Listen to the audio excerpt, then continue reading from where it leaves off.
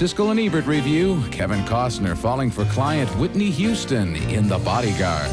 An IRA hitman tries to go straight in The Crying Game. And Eddie Murphy scams his way into Congress in The Distinguished Gentleman.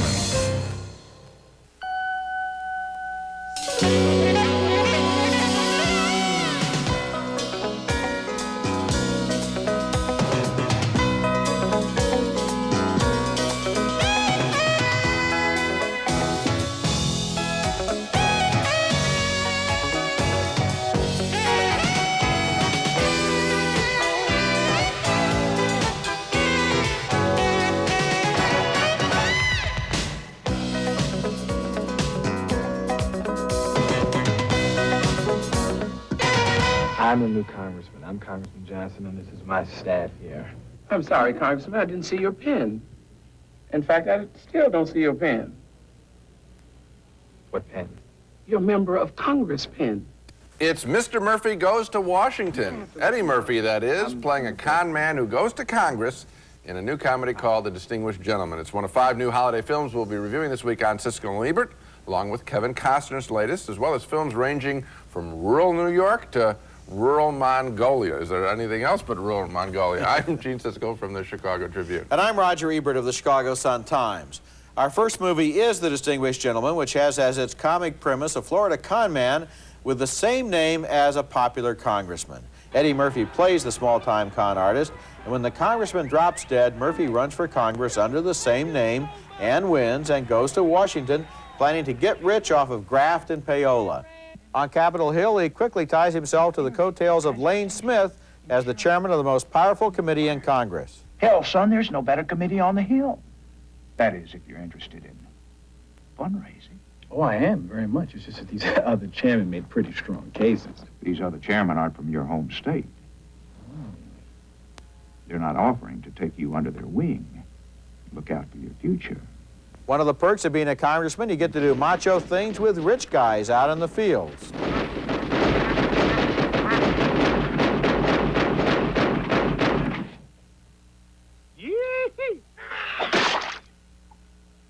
Must have had a heart attack. The movie co-stars Charles Dutton as a congressman who's also a D.C. minister, and Victoria Rowell as his niece, who Murphy falls in love with. And when the last trump sounds, believe me, you will be audited. This is a wonderful day.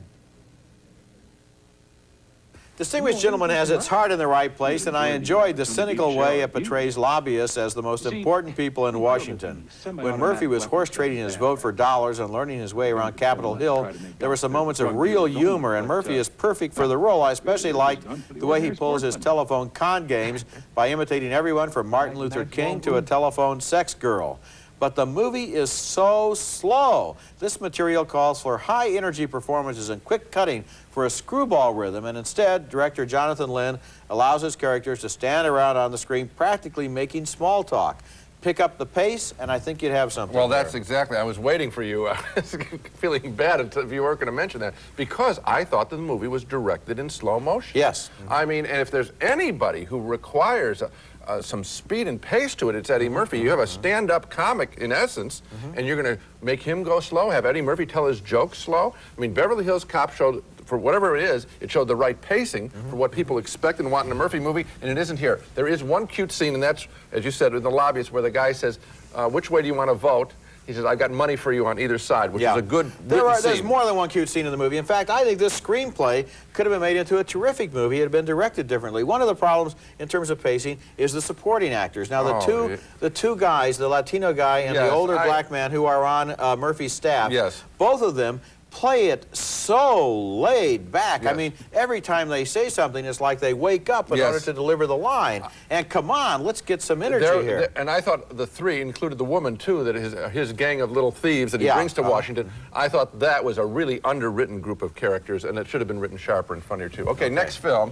And our next film is called Brother's Keeper, and it's one of the strangest movies I've ever seen, a fascinating documentary about a mysterious death. An old dairy farmer in upstate New York is found dead, and one of his 3 brothers is accused of smothering him to death while he sleeps. What's special about the case is the brothers, the Ward boys, as they are known in the central New York State dairy community in which they live. The boys range from 59 to 71 years old. They live in a decaying shack. They're only semi-literate. Their farm has been in the same family for 2 centuries.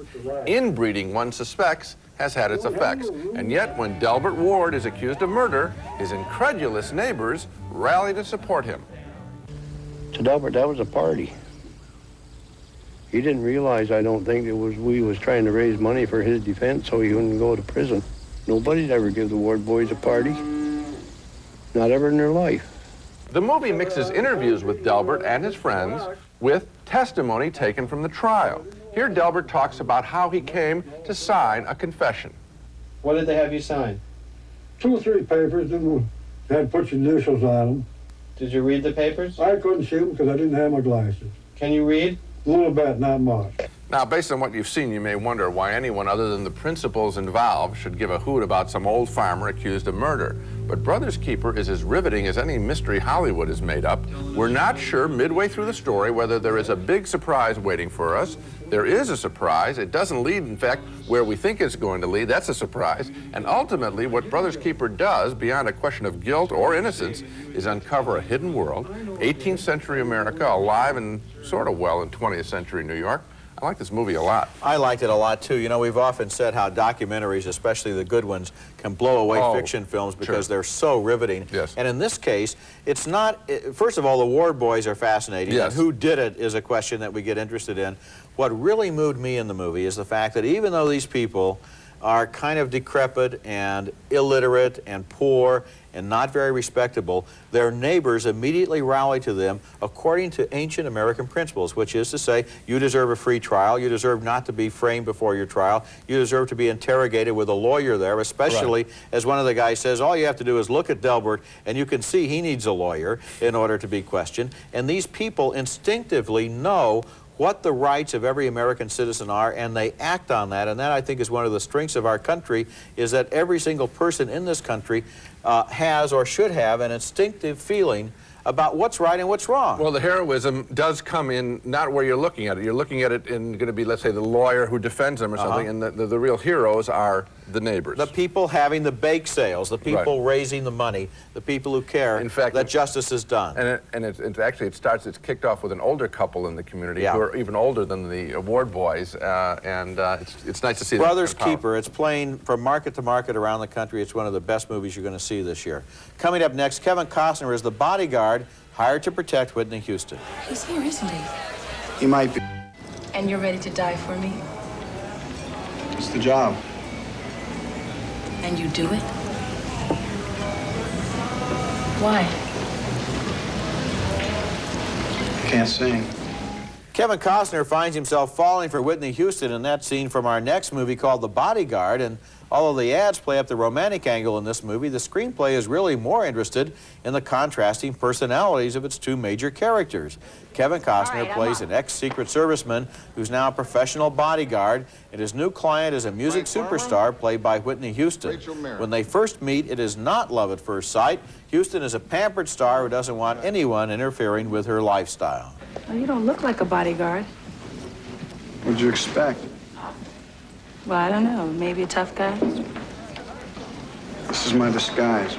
At first, the star is not told about a series of death threats she's received. Then her manager and her publicist reveal the news, and she begins to understand why she needs a bodyguard.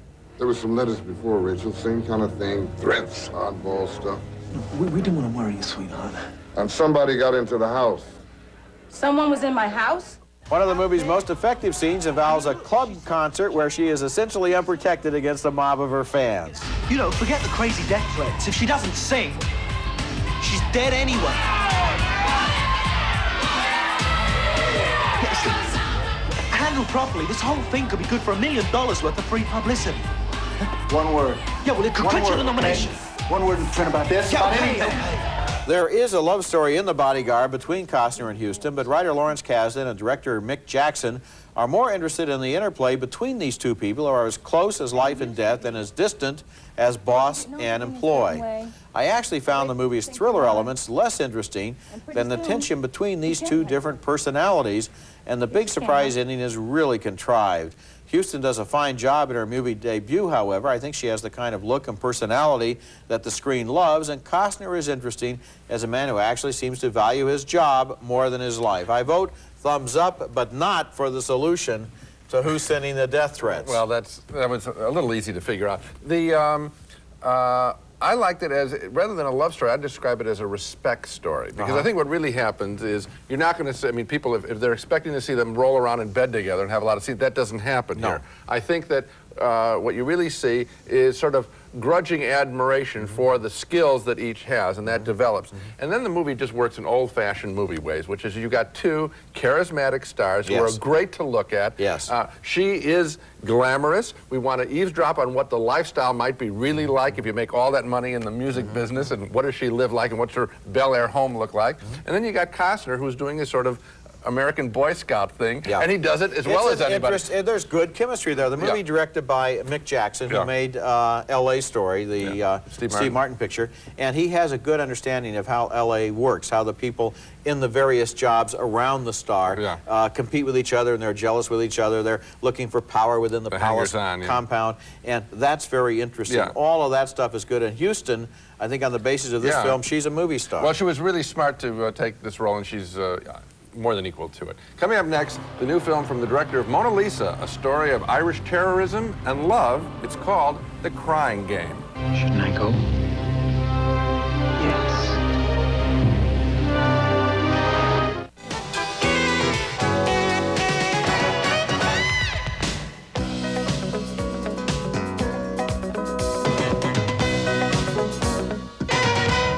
He's arthritic. Takes him 2 minutes to get to the door. What if I say no? You know what. Go. A terrorist discovers he has a conflict of loyalties in The Crying Game, a new movie from director Neil Jordan. And earlier in the show, I described the documentary Brothers Keeper as one of the strangest films I've seen. Well, that could also apply to parts of The Crying Game, a strange and quite wonderful drama set in the world of war-torn Northern Ireland and then London. It quickly becomes the story of one IRA operative named Fergus, played by Stephen Ray. He has taken part in the kidnapping of a British soldier played by Forrest Whitaker, but Fergus doesn't have the required hatred in him. He lets the soldier escape. Having botched his mission, Fergus runs away to London, where he looks up the lover of that soldier, a hairdresser and lounge lizard and singer played by Jay Davidson. See that, Carl? See what, Bill? He gave me a look. Did he? Just cut his hair, you know. Yeah? So what do you think? Nice. Did it again. I saw that one. And what would you call that? That was a look. As their love affair progresses, the violent world of the IRA reasserts itself when Fergus is visited by one of his IRA superiors, played by Miranda Richardson. We've got some plans here, and we'll need a Mr. Nobody to execute them. No way, Jude. I'm out. You're never out, Fergus. This is a fascinating film. The issue that The Crying Game is really about is courage and what really constitutes courage and fidelity to a principle. Seemingly, the IRA soldiers are courageous in being willing to die for a cause.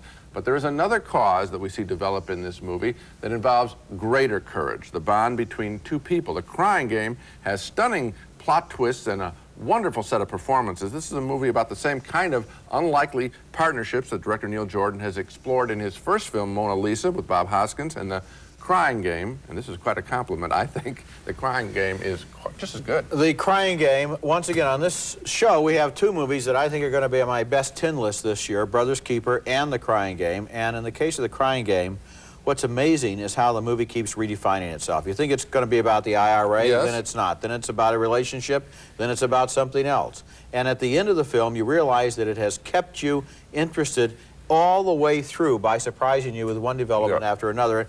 With a film like this, you almost want to tell people, look, just go see it. I don't want to talk to you about it at all. Right. Don't ask me what it's about. Just take my word for it. Go see it, because anything I would tell you would diminish your enjoyment of the film. Well, there is that quality to it. I just think that it's time to give this guy, Neil Jordan, some real credit now. He makes stories that unfold. He wrote and directed this picture, and the writing here, this is a difficult thing to do. It's a very literate film in the sense that the way the script unfolds and shifts its territory. Yes. It's very sophisticated and yet I think clear in its passion. I mean, and, you know, and Jay Davidson does a terrific job with that hairdresser. That performance is such an interesting character in terms of the way that things are said and statements are made, positions are taken, hurt is shown, and the relationship with the soldier develops. It's very hard to describe, but it's a wonderful performance. It's one of the best performances I've seen this year. Very well done. When we come back, the modern world meets an ancient way of life in a film called Close to Eden.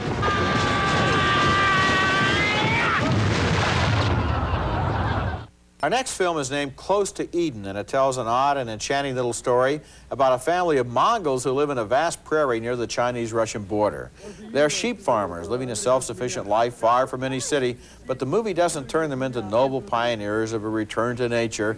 Instead, it finds sly humor in the contrast between the beauty of their lives and the approaches of the modern world.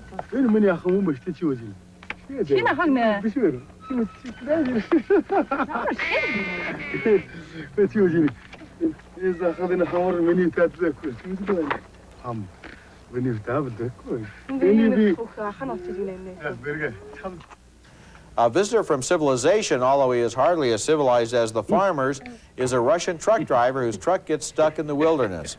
The locals extend all of their hospitality to him, and he hardly knows what to make of it.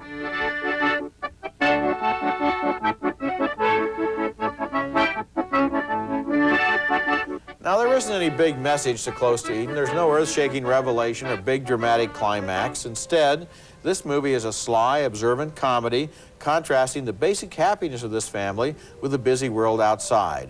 There is a tacked-on ending that makes a point about the pollution of the modern world, but that's not really what the movie is about. It's more about a family that lives together in a way that seems to be completely satisfactory and almost tempts us to wonder if it wouldn't be a good idea to start all over again as Mongols. Well, I think this is a really wonderful film. Be careful about what you say. May or may not be on your 10 best list. We still got a month to go, and this show is a pretty good show, hasn't it? Yeah. This is another wonderful picture. I think that the serendipity of life, which is reflected in this film, and what might pop into that little farmland there is amazing. Anything could pop in there and it wouldn't surprise. The movie creates that kind of bubbling effect, that carbonated effect of life, which is so wonderful to see, and that's what they've managed to capture. And then, I used to call it a tacked-on ending, but I'm going to defend it. I thought it was a very hopeful film in a strange way about what life will be like in the 21st century. I think things are going to get better, not worse, even though I know that what was a tribal right is now a smokestack. I mean, we see that transformation, and you could argue it's pollution. Somehow I thought, we're okay. We're gonna be okay as a civilization, and I like that. I think you use the right word when you say serendipity, because there are some wonderful surprises in this film. When people do things that we don't expect them to do. At first, when the movie starts out, we think it takes place maybe 200 years ago. And then the truck turns up, we realize it takes place now. Then we see this house in the middle of nowhere, but it turns out to have electricity. Then these people seem to be step dwellers, but on the other hand, she's a city girl who came out here to live, just like some yuppie moving onto a farm in the country. And over again, our expectations about these people are upset. The world is a lot smaller than we think it might be. Coming up next, our video pick of the week, another fine film from the director of The Crying Game, and another fresh love story. The things we do to control what we eat.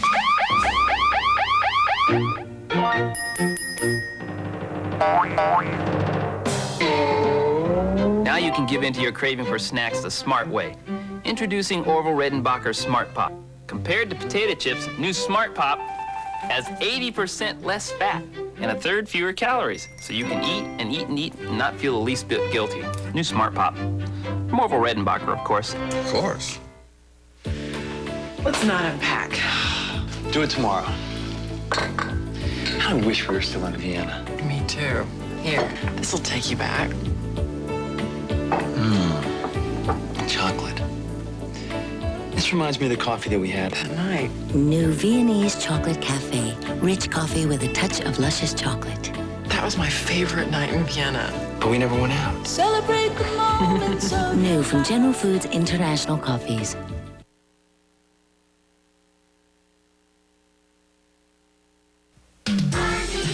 Kids, you have something to say, and Kid Company is the place to say it.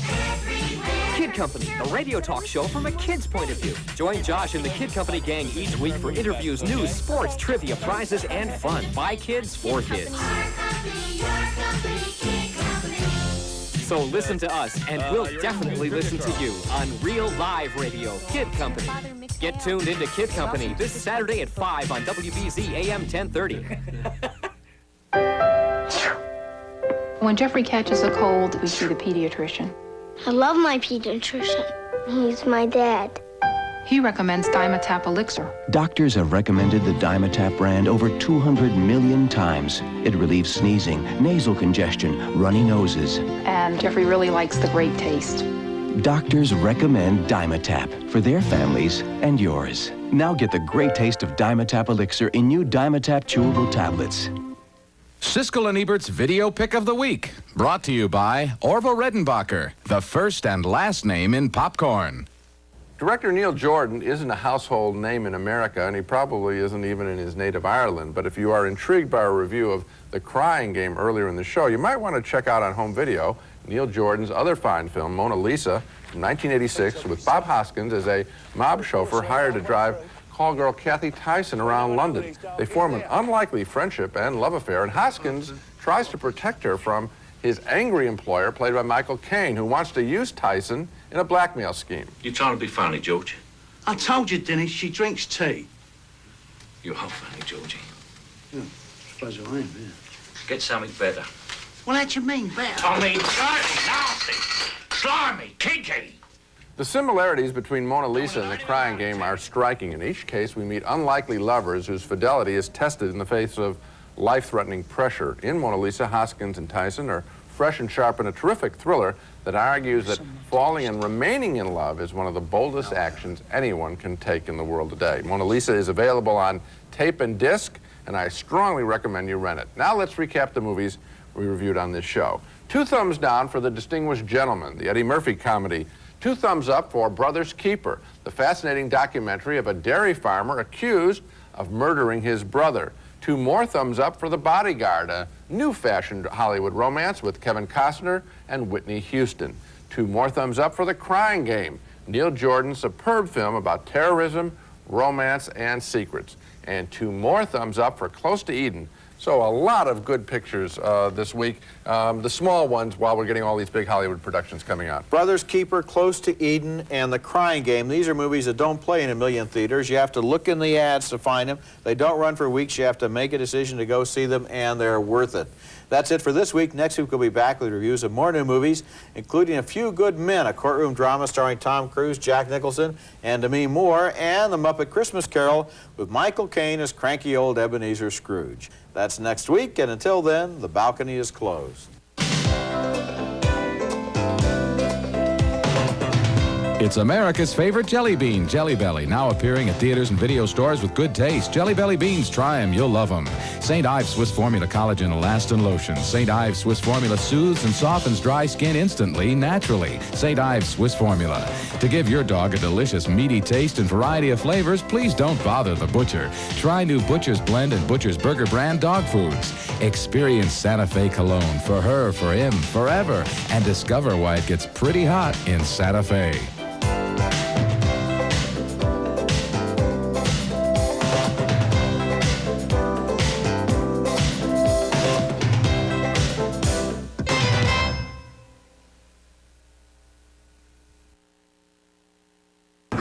Scott, health reporter for WBZ TV4. Diabetes is a metabolism disorder that can lead to serious problems if not treated, and many people don't know they have it.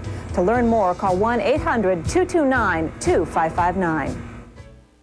Nowhere can anyone beat Fretter's guaranteed low prices. Now at 0% financing for 1 full year. And it's even better to buy at Fretter. Bobby, you're going to be Rudolph. Oh, no, not again. I hate antlers. No, not even for Children's Hospital. Hi, I'm Bob Lobel. The reindeer suit back from the cleaners yet? Yeah, but it shrank a bit. Shrank? Won't you help us support WBZ's annual Drive for Children's Hospital? Just like the book says, 8 tiny reindeer. Now I can be Santa. What if it snows? Who'll guide the way? Well, that's why I brought this flashlight. Bob! Bob, don't stand up! Hey, but I'm only doing this for Children's Hospital. Can you believe it? The BZ Children's Hospital Drive is 10 years old. It's just not going to be the same without Bob. But it's a fitting tribute, don't you think? For 10 years of pulling that sleigh. Wake up! Oh, it was awful. I dreamed that Liz and Jack had me stuffed and mounted. Ooh, I hate when that happens, but you're on. Oh, please help us make this Children's Hospital Fun Drive the best one ever. Now that's the stuff of dreams. Bird or Williams, live Sunday on Channel 4.